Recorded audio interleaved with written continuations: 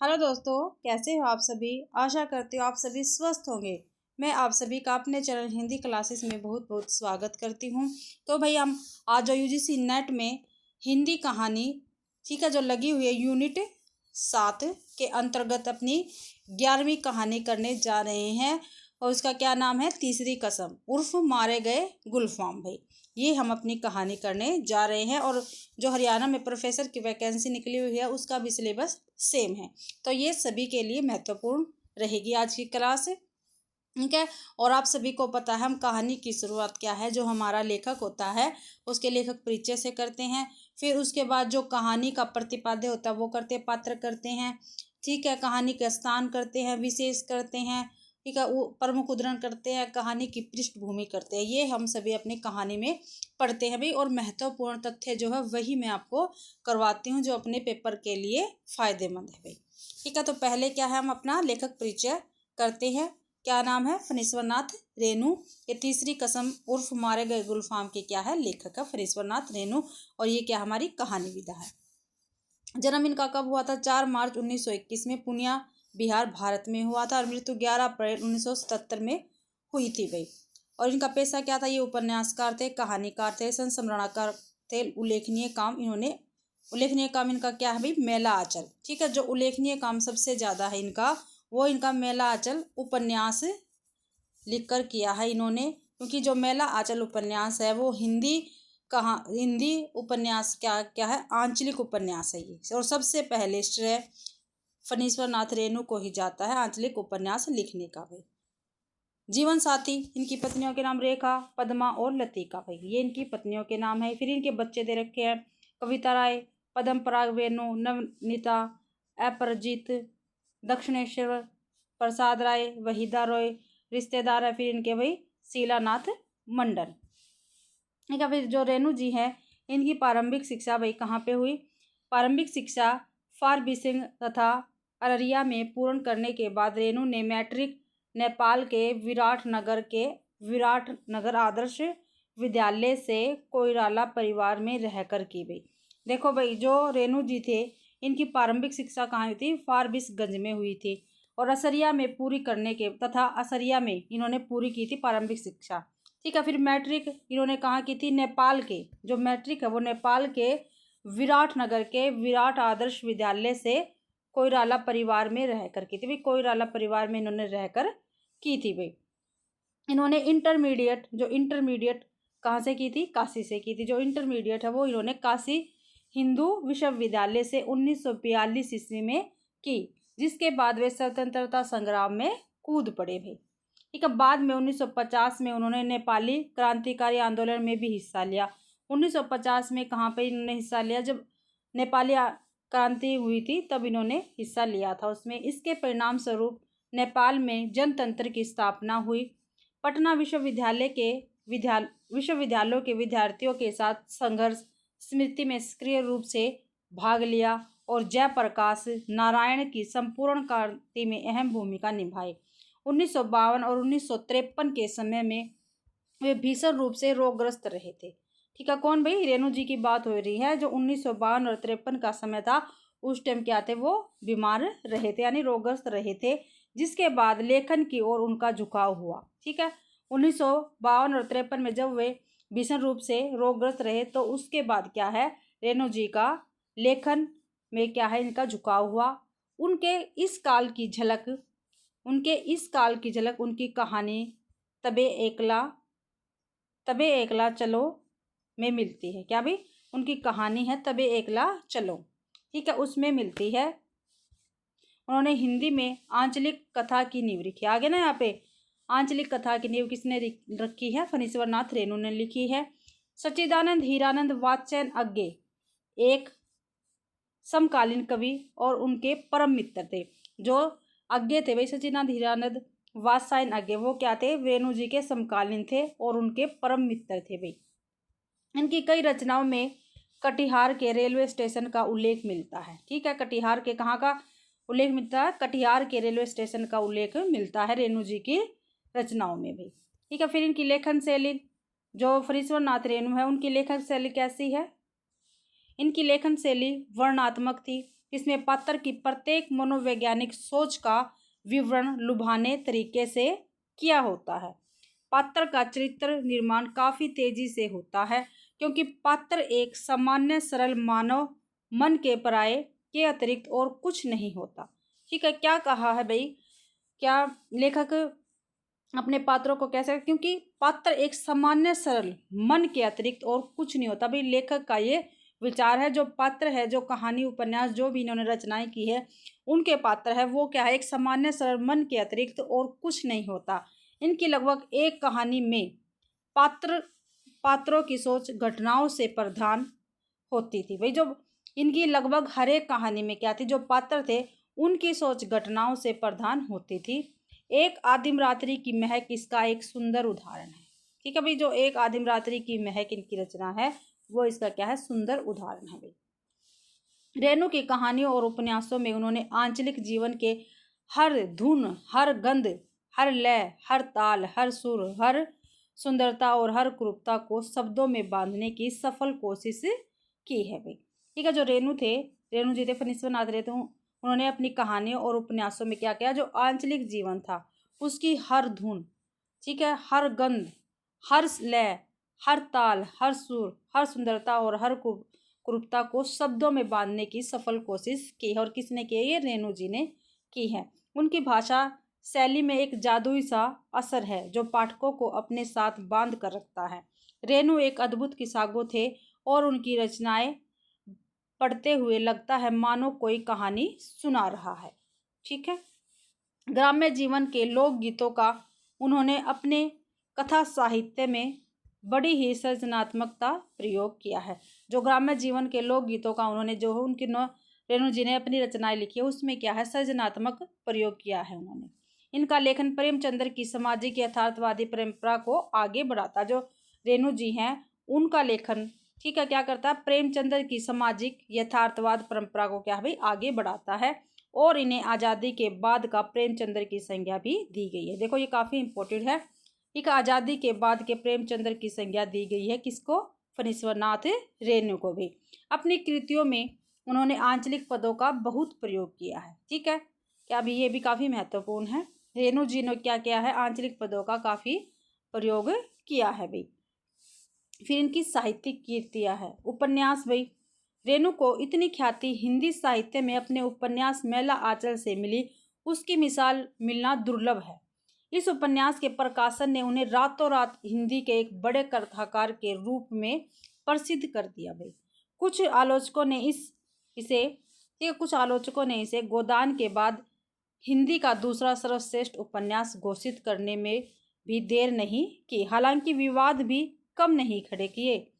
उनकी प्रसिद्धि से जलने वालों ने इसे सत्यनाथ भादुड़ी के बंगला उपन्यास थोथाई चरित्रमानस की नकल बताने की कोशिश की है। भाई ठीक है, क्या भाई जो इनका मेला आंचल उपन्यास है, ठीक है, वो थोथाई चरित्रमानस, ठीक है, जो बांग्ला भाषा में था, सत्यनाथ भागड़े का था, उसकी क्या है नकल बताई है भाई कुछ कहानी का कुछ लेखकों ने जो इसकी प्रसिद्धि से जलते थे।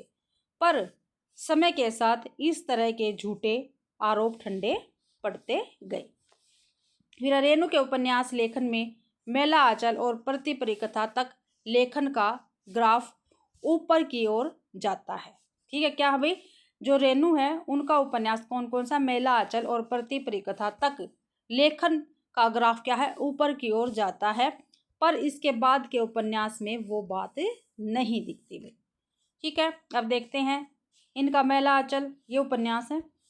मेला आंचल 1954, प्रति परिकथा 1957, जलूस दीर्घतपा 1964, कितने चौराहे 1966, कलंक मुक्ति 1972, पलटू बाबू रोड 1979। फिर इनके कथा संग्रह है भाई, कथा संग्रह देखते हैं। ये कथा संग्रह है ठुमरी 1959, एक आदिम रात्रि की महक 1967, अग्निकोर 1973, एक श्रावणी दोपहर की धूप 1984, अच्छे आदमी 1986। फिर इनके रिपोर्टाज है भाई, ये रिपोर्टाज यहाँ से स्टार्ट होते हैं। ऋण जल धन जल है, नेपाली क्रांति कथा है, वन तुलसी की गंध है, श्रुत अश्रुत पूर्व प्रसिद्ध, ये तो हो गए इनके ये रिपोर्टाज। फिर प्रसिद्ध कहानियाँ आ गई इनकी। प्रसिद्ध कहानियों में इनकी सबसे प्रसिद्ध कहानी है मारे गए गुलफाम उर्फ तीसरी कसम, एक आदिम रात्रि की महक, लाल पान की बेगम, पंचलाइट, तबे अकेला चला रे, ठेस और संवेदिया। ठीक है, ये इनकी काफ़ी प्रसिद्ध कहानियां हैं भाई फणीश्वर नाथ रेणु की। अब जो तीसरी कसम है उसके बारे में काफ़ी महत्वपूर्ण तथ्य है, आपको अच्छी प्रकार से देखना है भाई। ये तीसरी कसम पर इसी नाम से राजकुमार और वहीदा रहमान की मुख्य भूमिका में प्रसिद्ध फिल्म बनी भाई। बासु भट्टाचार्य ने निर्देशन किया और सुप्रसिद्ध गीतकार शैलेंद्र इसके निर्माता थे। यह फिल्म हिंदी सिनेमा में मील का पत्थर मानी जाती है। हीरामन और हीराबाई की इस प्रेम कथा ने प्रेम का एक अद्भुत महाकाव्यात्मक पर दुखांत कसम से भरा आख्यान सा रचा, जो आज भी पाठकों और दर्शकों को लुभाता है भाई।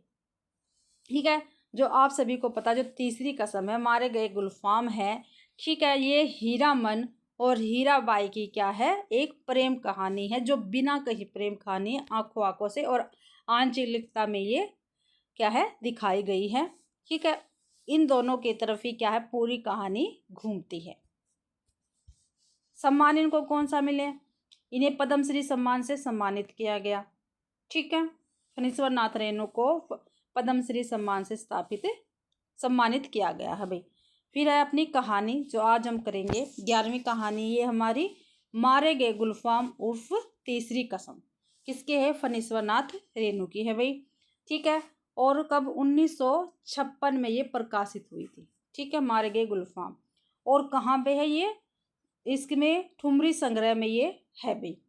जो ठुमरी संग्रह 1959 में ये प्रकाशित हुआ था और इसके अंदर ये कहानी है भाई। ठीक है, इसके बाद इनकी है रचनाएं और रसप्रिया, तीर्थोदक, ठेस, नित्यलीला, पंचलाइट, सिर पंचमी का सगुन, मारे गए गुलफाम उर्फ तीसरी कसम, लाल पान की बेगम और 3 बिंदिया। ये इनकी और महत्वपूर्ण कहानियां हैं। ठीक है, फिर इनका प्रतिपाद्य देखते हैं भाई। कहानी का प्रतिपाद्य है हमारा आंचलिक कहानी है। ठीक है, जो तीसरी कसम है वो क्या है, एक आंचलिक कहानी है। ग्राम गीतों का प्रयोग, प्रेम की पीड़ा है इसमें। ठीक है, और उसकी भीनी खुशबू है। जो भाई ये हमारी तीसरी कसम कहानी है, तीसरी कसम मारे गए गुलफाम कहानी है, ये क्या है एक आंचलिक कहानी है। ठीक है, और इसके अंदर क्या है ग्राम गीतों का प्रयोग किया गया है, प्रेम की पीड़ा है और उसकी भीनी खुशबू है। मूल कथा में नायक हीरामन द्वारा खाई 3 कसमों की चर्चा के साथ नायक के प्रेम प्रसंग की कहानी भी है भाई। जो इसमें नायक है उसका क्या नाम है, हीरामन है। ठीक है, वो 3 कसम खाता है कहानी के अंदर। ठीक है, इसमें इसकी चर्चा की गई है और नायक के प्रेम प्रसंग की ये कहानी भाई, प्रेम प्रसंग की कहानी है। पहली कसम, चोरी का सामान गाड़ी में नहीं रखेगा। ठीक है, जो हीरामन है जो इस कहानी का नायक है, उसने पहली कसम कौन सी खाई थी भाई, चोरी का सामान क्या है गाड़ी में नहीं रखेगा। फिर दूसरी कसम, बांस की लदनी नहीं करेगा। तीसरी कसम, नाटक वाली कंपनी वाली को गाड़ी में नहीं बैठाएगा। ठीक है, जो नाटक वाली औरत है उसको अपनी गाड़ी में नहीं बैठाएगा। ये 3 कसमें क्या है हीरामन ने खाई थी। हीरामन और हीराबाई के बैलगाड़ी सफर के माध्यम से लोक संगीत, उसमें निहित रस और मर्यादित निश्चल प्रेम को व्यक्त करने वाली कहानी है। देखो भाई, ये बिल्कुल सार दिया गया है इसका, हीरामन और हीराबाई के बैलगाड़ी के सफर के माध्यम से। ठीक है, क्या है लोक संगीत, उसमें निहित रस और मर्यादित निश्चल प्रेम को क्या इस कहानी में व्यक्त किया गया है भाई। अब इसके पात्र देखते हैं। इसके मुख्य पात्र में आता है हीरामन। हीरामन है भाई मुख्य पात्र। ठीक है, खादी देहाती पात्र है। क्या भाई, खादी पहनता है और देहाती पात्र है। 40 साल का हट्टा कट्टा काला कलुट्टा।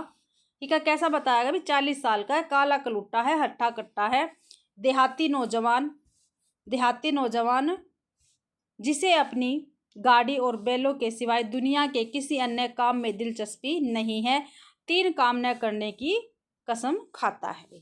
ठीक है, जो हीरामन है वो कैसा है, खादी देहाती है, 40 साल का हट्टा कट्टा नौजवान है, काला कलुट्टा है, ठीक है, देहाती नौजवान बताया गया है। और जिसे क्या है, जो हीरामन है उसे बस अपनी गाड़ी और बैलों के सिवा दुनिया के किसी अन्य काम में कोई भी दिलचस्पी नहीं है। उसको किस चीज़ में दिलचस्पी है? अपनी गाड़ी और अपने बैलों में, ठीक है। 3 काम न करने की वो उसने कसम खा रखी है भाई। फिर है हीराबाई। हीराबाई कौन है? कंपनी की औरत है। जो मेले हैं उनमें क्या है, मेलों में नौटंकी में अभिनय एवं नृत्य का काम करती है। जो भाई हीराबाई है वो क्या है, कंपनी की तो औरत है और मेलों में नौटंकी करती है, नौटंकी में अभिनय और नृत्य का काम करती है। भाई क्या करती है? नौटंकी में अभिनय करती है और नृत्य का काम करती है। हीरामन को अपना उस्ताद मानती है। क्या भाई, जो हीरामन है, ठीक है, उसको क्या मानती है? ये अपना उस्ताद मानती है। कौन? हीराबाई। फिर गौण पात्र दे रखे इसके। गौण पात्र में देखते हैं। गौण पात्र में भाई लाल मोहन, गौण पात्र में कौन है? लाल मोहर है, धुनीराम, पलटदास, तीनों ही गाड़ीवान है भाई। ये लाल मोहर है, धुनीराम है, पलटदास है, ये क्या है? तीनों ही गाड़ीवान है। लहसनवा है। लाल मोहर का क्या है? ये नौकर है और ये भी क्या है? गाड़ीवान है। नेपाली दरबान है, मुनीम और दारोगा है भाई। तो ये क्या है? इसके गौण पात्र है। और भाई एक और है भाई पात्र, काले कोट वाला। क्या है भाई? काले कोट वाला। फिर जो कहानी है इसके अंतर्गत जो स्थान लिए गए हैं वो इसमें बताए गए, पेपर में पूछा जा सकता है भाई। कहानी में कौन कौन से स्थानों का जिक्र है? विराटनगर, फारबिसगंज, खेरिया शहर, चंपानगर, भगदड़, सिंधिया गांव, कानपुर। कानपुर में क्या है? हीराबाई का घर है। जो हीराबाई है उसका घर है कानपुर में। और तगेचिया महावीर स्वामी है वहाँ पर। छत्तापुर 25, मदनपुर, बिशनपुर, हरिपुर, ननकपुर, मीना बाजार, बनेली मेला, 2 नोटक की कंपनी, रोती कंपनी और मथुरा मोहन कंपनी। भाई 2 नोटक की कंपनी बता रखी है, कौन सी? रोती कंपनी और मथुरा मोहन कंपनी। इन स्थानों का क्या है? कहानी में जिक्र हुआ है, ये कहानी में आई है भाई, ठीक है। आगे है विशेष। भाई इस कहानी के अंतर्गत क्या कुछ विशेष है वो हम देखते हैं। तो फणीश्वर नाथ रेणु ने नई कहानी के दौर में प्रेमचंद्र के गांव और उसमें बसी दुनिया को अपनी कहानियों में जिंदा रखा, ठीक है भाई। जो फणीश्वर नाथ रेणु थे उन्होंने क्या कहा? नई कहानी के अंतर्गत, ठीक है, जब नई कहानी का दौर था उस समय क्या है, जो प्रेमचंद्र के गांव थे और उसमें बसी दुनिया थी उसको क्या है? अपनी कहानियों में इन्होंने जिंदा रखा। समाज के सामान्य पात्रों को अपनी कहानी का नायक या मुख्य किरदार बनाया है। जो भाई समाज के सामान्य पात्र थे, जो समाज के सामान्य लोग थे, ठीक है, उनको क्या किया है? रेणु जी ने अपनी कहानी में नायक या मुख्य किरदार बनाया है। उदाहरणार्थ गाड़ीवान, काला कलुट्टा, हीरामन। जो हीरामन है वो क्या है? गाड़ीवान है और क्या है? काला कलुट्टा है, ठीक है। कहानी में 3 काम न करने की कसम खाई है उसने। चोरी का सामान, बांस की लदनी है, ये सदनी नहीं है, लदनी आएगा यहाँ पे, बांस की लदनी और कंपनी की औरत, ये 3 कसम हीरामन ने खाई है। ये विशेष के अंतर्गत आता भाई।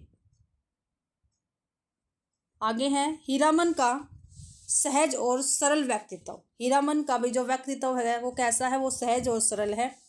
मसलन भाई के प्रति सम्मान है और भौजाई से डर है। क्या भाई, जो हीरामन है वो अपने भाई के प्रति तो सम्मान रखता है और अपने भौजाई से क्या है? बहुत ज़्यादा डरता है।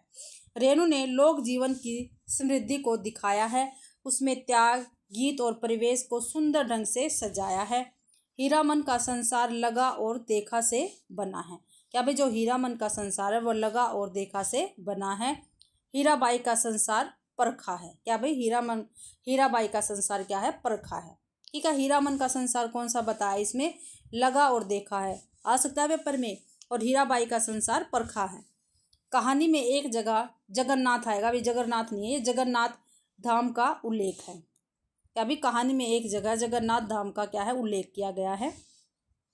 इस कहानी पर तीसरी कसम फिल्म भी बनी है, मैंने ऊपर आपको बताया है, जिसके संवाद लेखन का कार्य रेणु ने स्वयं किया है। कहानी की मूल संवेदना प्रेम है। ठीक है। जो ये कहानी है तीसरी कसम, इसकी मूल संवेदना क्या है? प्रेम है। यह एक अधूरी प्रेम कहानी बनकर रह जाती है। क्या भाई? जो तीसरी कसम कहानी है वो क्या है? एक अधूरी प्रेम कथा बनकर रह जाती है। तत्कालीन समय में मनोरंजन के साधन नौटंकी का वास्तविक चित्रण है। क्या भाई? तत्कालीन समय में मनोरंजन के साधन, जो पुराने के टाइम में जब मनोरंजन के साधन क्या थे, नौटंकी वगैरह था, उसका क्या है? वास्तविक चित्रण इसमें किया गया है इस कहानी में। अब इसके प्रमुख उदाहरण है, पेपर में आ सकते हैं, और इसके अकॉर्डिंग ये भी हम ये लगा लो अपनी कंप्लीट कहानी हम कर लेंगे। ठीक है। महत्वपूर्ण उदाहरण है, ध्यान से देखना आप सभी। हीरामन समझ गया इस बार निस्तार नहीं, जेल। हीरामन को जेल का डर नहीं, लेकिन उसके बैल ने न जाने कितने दिनों तक बिना चारा पानी के सरकार फाटके में पड़े रहेंगे, भूखे प्यासे। फिर नीलाम हो जाएंगे भैया, और भोजी को वह मुंह नहीं दिखा सकेगा। कभी नीलाम की बोली उसके कानों के पास गूंज गई, 1 2 3। दरोगा और मुनीम में बात पट नहीं रही थी शायद। ये भी शुरुआती समय में जो हमारी कहानी स्टार्ट होती है उस समय का चित्रण इसमें दिखाया गया है। जो हीरामन है क्या है, वो जब चोरी का सामान लेके जाता है तो उसकी बैलगाड़ी को क्या है, जेल में रख लेते हैं। फिर उसके जो अंदर जो हीरामन के मन में जो विचार चलते हैं वो यहाँ पे बताया गया है। 2 कस्में खाई है उसने, एक चोर बाजारी का माल नहीं ला देंगे, दूसरी बांस लदी हुई गाड़ी से 4 हाथ आगे बांस का अगवा निकलता रहता है और पीछे की ओर 4 हाथ पिछुआ काबू के बाहर रहती है। गाड़ी हमेशा 100 बेकाबू वाली लदनी और खरैया है। ठीक है। ये हीरामन अपने मन में विचार कर रहा है। यहाँ पर जब उसकी बैलगाड़ी क्या है पुलिस वाले पकड़ लेते हैं तब वो 2 कस्में तो खा लेता है, लेकिन लास्ट वाली कसम वो बाद में खाएगा। ठीक है। कौन कौन सी कसम खाई उसने? एक तो भाई चोर बाजारी का माल नहीं ला देगा, और दूसरी बांस की लदनी नहीं करेगा। बाग गाड़ीवान की है हीरामन ने, कभी ऐसी गुदगुदी नहीं लगी पीठ में। आज रह रहकर उसी गाड़ी में चंपा का फूल महक उठता है। पीठ में गुदगुदी लगने पर वह अंगोछे से पीठ झाड़ लेता है। ये महत्वपूर्ण उदाहरण है, उसका काफ़ी बार पेपर में पूछा गया है। औरत है या चंपा का फूल? ठीक है। क्या है? हीरामन के मन के विचार है। ठीक है। हीराबाई के प्रति जब हीराबाई क्या है हीरामन की गाड़ी में बैठती है तब वो पीछे की तरफ नहीं देखता। ठीक है। उसको क्या है धीमी धीमी चंपा के फूलों की खुशबू आती है। जब से गाड़ी महक रही है। मथुरा मोहन नौटंकी कंपनी में लैला बनने वाली हीराबाई का नाम किसने नहीं सुना होगा भला, लेकिन हीरामन की बात निराली है। देखो भाई, जो ये हीराबाई है वो किस कंपनी में काम करती है? ये मथुरा मोहन नौटंकी कंपनी में लैला बनने वाली। ठीक है। लैला बनती है ये वहाँ पर। ठीक है। लेकिन हीरामन की तो बात निराली है। उसने 7 साल तक लगातार मेलों की लदनी लादी है, कभी नौटंकी थिएटर या बायोस्कोप सिनेमा नहीं देखा। ठीक है भाई, जो हीरामन है उसने क्या कभी नौटंकी नहीं देखी है, कभी थिएटर नहीं देखा, कभी बायोस्कोप नहीं देखा है। ठीक है। और ना ये हीराबाई को जानता है। उसकी सवारी मुस्कुराती है, मुस्कुराहट में खुशबू है। तब तो मीता कहूँगी, भैया नहीं, मेरा नाम भी हीरा है। ये किसने कहा? ये हीराबाई ने कहा हीरामन से भी। ठीक है। मैं आपको भैया नहीं कहूँगी, मैं आपको क्या कहूँगी? मीता। ठीक है। तो हीराबाई ने हीरामन का क्या नाम रखा? मीता, और उसको मीता कहकर पुकारती हैं। उसी गाड़ी में फिर चंपा का फूल खिला, उस फूल में एक परी बैठी है, जय भगवती। हीराबाई ने परख लिया हीरामन सचमुच क्या है? हीरा है। क्या भाई, जो हीराबाई थी उसने परख लिया था जो हीरामन है वो क्या है? सचमुच क्या है? एक हीरा है। हीरामन की भी शादी हुई थी। कब हुई थी भाई? बचपन में। गोने के पहले ही दुल्हन मर गई थी। जो हीरामन था उसकी शादी हुई थी बचपन में, लेकिन गोने से पहले क्या थी? उसकी दुल्हन मर गई थी। हीरामन को अपनी दुल्हन का चेहरा याद नहीं है। दूसरी शादी न करने के अनेक कारण हैं। भाभी की जिद, कुंवारी लड़की से ही शादी कराएगी, हीरामन की शादी करवाएगी। कुंवारी का मतलब हुआ 5-7 साल की लड़की। भाई क्या है कुंवारी का मतलब? 5 या 7 साल की लड़की। ये कहानी के अकॉर्डिंग है। अब हीरामन ने तय कर लिया शादी नहीं करेगा। ठीक है। जब हीरामन है उसने अब तय कर लिया अब ये शादी नहीं करेगा। बिदागी, नहर या ससुराल जाती हुई लड़की। क्या है? बिदागी का क्या अर्थ है? नहर या ससुराल जाती हुई लड़की बिदागी कहेंगे, इसको क्या कहेंगे, बिदागी। आगे है, काला आदमी राजा क्या महाराजा भी हो जाए, रहेगा काला आदमी ही, साहब के जैसे अक्ल कहाँ से पाएगा, हीरामन हीराबाई से। जो हीरामन है उसने हीराबाई से कहा भाई काला आदमी क्या है भाई, महाराजा भी बन जाए लेकिन क्या काला आदमी ही रहेगा, जो साहब है उन जैसी अक्ल कहाँ से पाएगा। छोकरा नाच के मुनवी नटवा का मुँह हीराबाई जैसा ही था। क्या भाई, छोकरा नाच के मुनवी नटवा का मुँह हीराबाई जैसा ही था। कहाँ चला गया वह जमाना, हर महीने गांव में नाचने वाले आते थे। हीरामन ने छोकरा नाच के चलते अपनी भाभी की न जाने कितनी बोली ठोली सुनी थी। भाई ने घर से निकल जाने को कहा था। क्या भाई, जब गांव में छोकरा नाच वाले आए थे, ठीक है, तो उसने अपनी ये देखने जाता था तो अपनी भाभी की कितनी बार ही भाई ऐसी ऐसी बातें सुनी हैं जो सुनने लायक नहीं थी, और भाई ने भी क्या धमकी दे दी थी घर से निकल जाने के लिए। हीरामन दुनिया भर की निगाहों से बचा कर रहना चाहता था। जो हीरामन था वो दुनिया भर की निगाहों से बचकर रहना चाहता था हीराबाई को, सॉरी भाई, हीरामन क्या था, जो दुनिया भर की निगाहें थी उससे बचा कर रखना चाहता था हीराबाई को। सड़क तगेचिया गांव के बीच से निकलती है। जो सड़क है वो तगेचिया गांव के बीच से निकलती है। गांव के बच्चे ने पर्दे वाली गाड़ी देखी और तालियां बजा बजा कर रटी हुई पंक्तियां दोहराने लगे भाई, ठीक है। दुल्हनिया लाली लाली डोलिया, ये पेपर में आ सकती है पंक्ति, ठीक है। दुल्हनिया लाली लाली डोलिया। हीरामन हंसा, कितने दिनों का हौसला पूरा हुआ है। हीरामन का ऐसे कितने सपने देखे हैं उसने। वह अपनी दुल्हन को ले कर लौट रहा है। हर गांव के बच्चे तालियां बजाकर गा रहे हैं। हर आंगन से झांक कर देख रही है औरतें। मर्द लोग पूछते हैं कहाँ जाएगी उसकी दुल्हनी। डोली का पर्दा थोड़ा सरका कर देखती है और भी कितने सपने हैं उसके। इस मुल्क के लोगों की यही आदत बुरी है, राह चलते 100 चिरह करेंगे।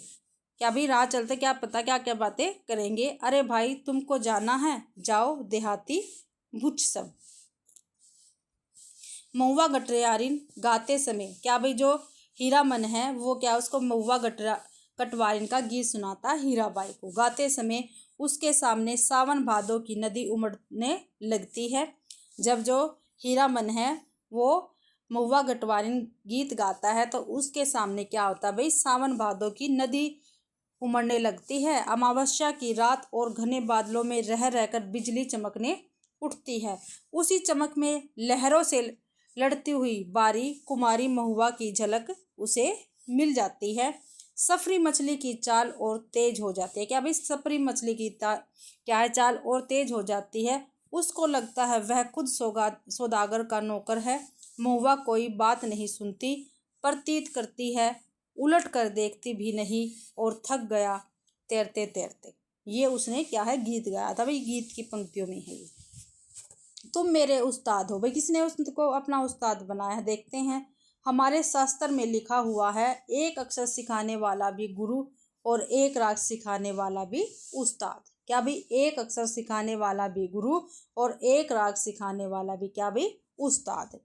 हीराबाई ने किससे कहा भाई, हीरामन से कहा। हीराबाई ने क्या, हीरामन को क्या माना है, उस्ताद माना है, ठीक है। और एक लाइन और आई थी, जो हीराबाई है वो हीरामन को क्या कहती है, मीता, ठीक है। आज रात भर हीरामन की गाड़ी में रहेगी वह, हीरामन की गाड़ी में नहीं घर में। जनाना जात अकेली रहेगी गाड़ी पर, कुछ भी हो जनाना आखिर जनाना ही है, कोई ज़रूरत ही पड़ जाए। पलटदास ने हीरामन से कहा। जो पलटदास था उसने हीरामन से कहा है भाई आज रात क्या जो हीराबाई है वो गाड़ी में ही रहेगी भाई, जनाना औरत है उसको घर में रखो, अकेली औरत है भाई गाड़ी में कैसे रहेगी, क्या पता उसको किस चीज़ की जरूरत पड़ जाए।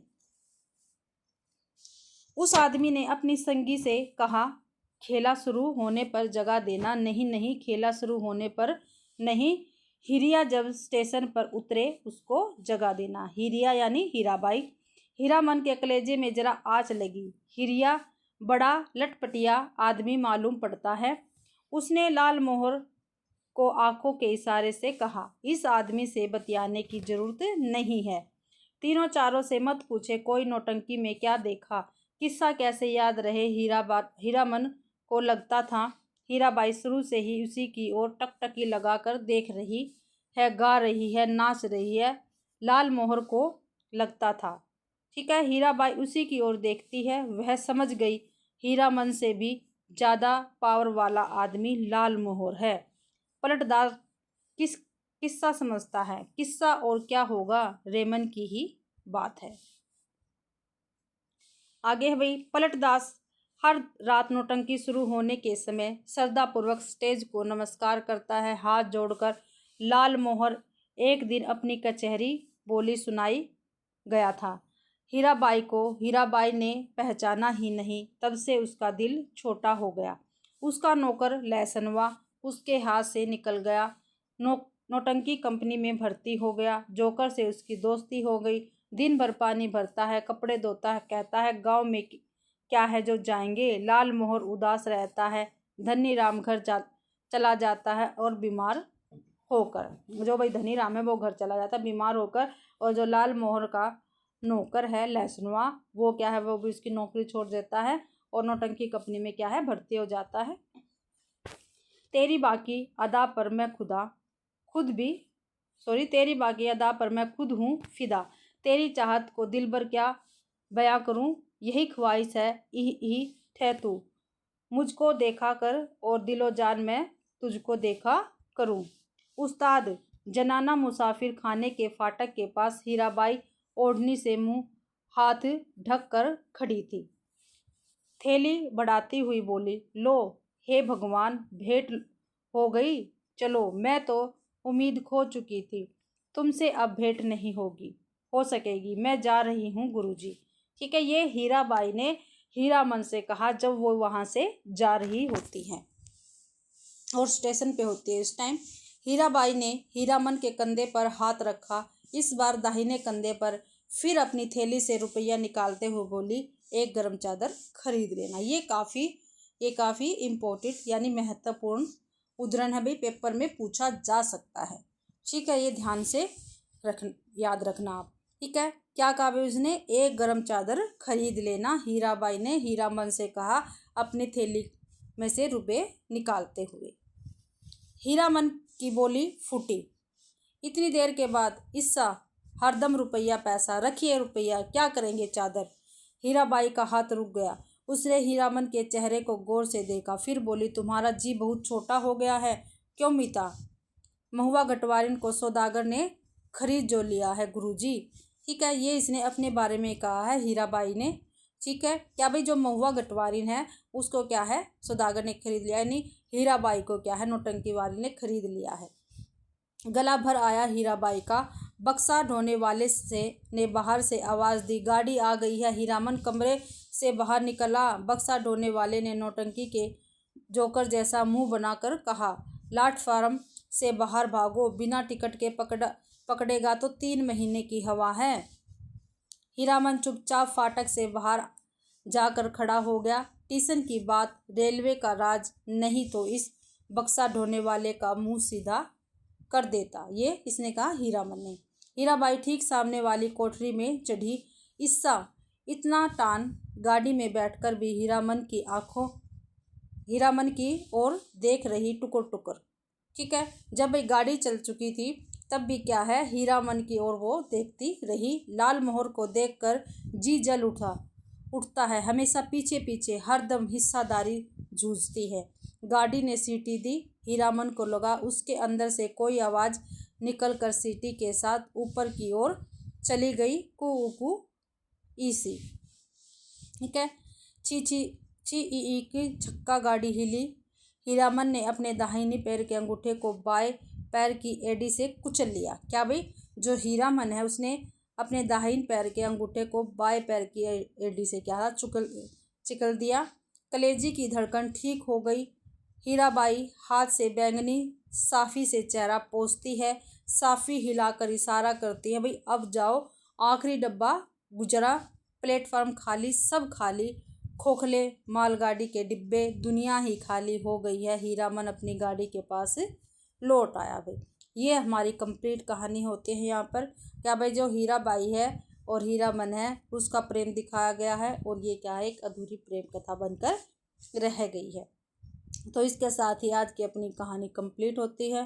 ठीक है भाई, आशा करती हूँ आप सभी को ये कहानी पसंद आई होगी। अगर आप सभी को ये कहानी पसंद आती है तो प्लीज़ मेरी वीडियो को लाइक कीजिए, ज़्यादा से ज़्यादा शेयर कीजिए। ठीक, और कमेंट तो आप करना बिल्कुल भी ना भूलें।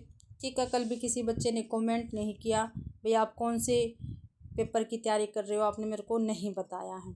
ठीक है, तो आप प्लीज़ कमेंट करके मुझे ज़रूर बताना कौन सा बच्चा किस किस पेपर की तैयारी कर रहा है, जो उसके अकॉर्डिंग मैं आपको क्लास प्रोवाइड करवाऊँ भाई। और जो मैंने आज आपको क्लास करवाई है ये यूजीसी नेट और प्रोफेसर के लिए है। ठीक है, और भी बच्चा जो मेरे को बताएगा मैं उसके अकॉर्डिंग क्लास बनाऊँगी भाई। ठीक है, मेरा चैनल नया तो प्लीज़ मेरे चैनल को भी सब्सक्राइब ज़रूर कर दिया करो। मेरी क्लास देखने के लिए आप सभी का बहुत बहुत धन्यवाद।